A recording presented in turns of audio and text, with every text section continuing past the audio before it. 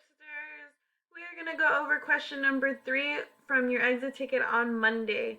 So just to refresh our memories, I'm just going to go over the gist of our selection. So I chunked my text 1 and 2, and it says the gist of racers or runners are getting ready to run to the top of the Empire State Building.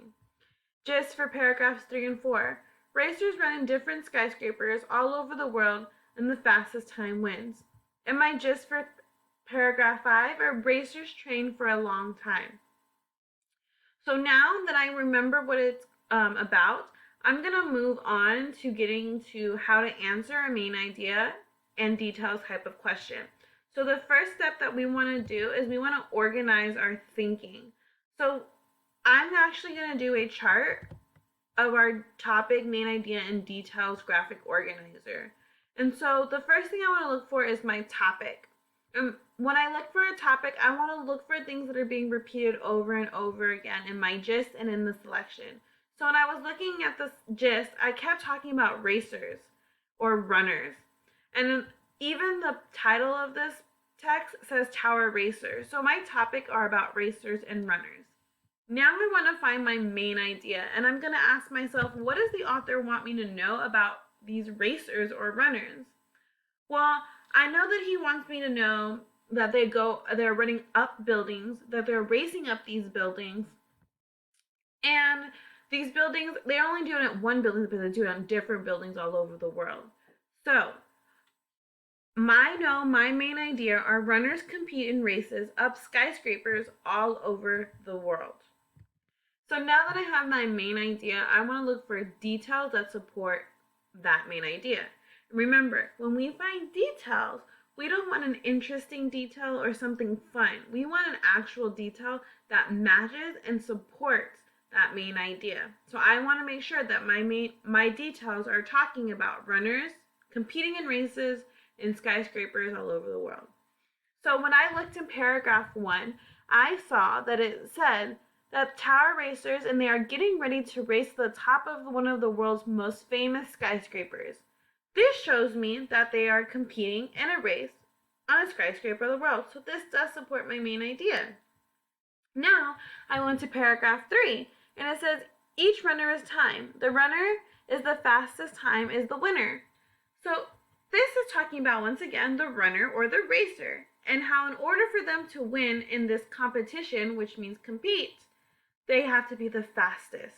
So this supports my main idea. And if I go to paragraph 5, it says, for this reason, tower racers train hard.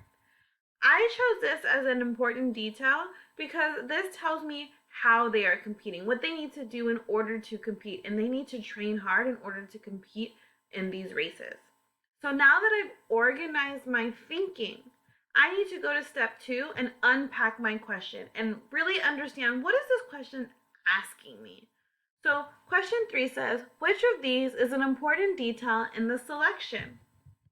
So I'm going to underline or circle important detail in the selection because they're asking me to find something that supports my main idea in the selection, which means selection means the whole text. So what this question is really asking me is, what is a detail that supports the main idea of the whole text? Not a part of the text, but the whole text. So I know that my main idea is that runners compete in races up skyscrapers all over the world. So for step 3, I'm going to eliminate answers, and I'm going to take out answers that do not support that they compete up in races, okay? So A says, the runners with the fastest time is the winner.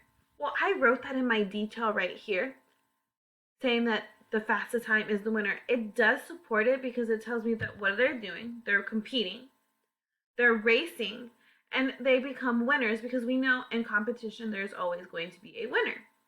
So this could be my best answer, but I still need to go through the rest.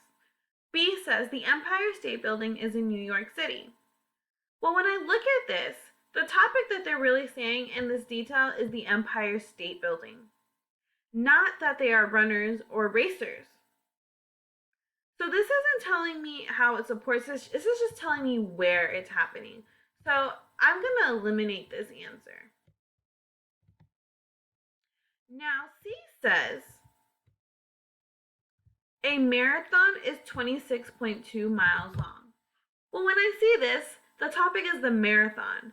Doesn't support that there are racers or runners. And I know that this isn't talking about how they are competing, it's just telling me how long the run is or the race is.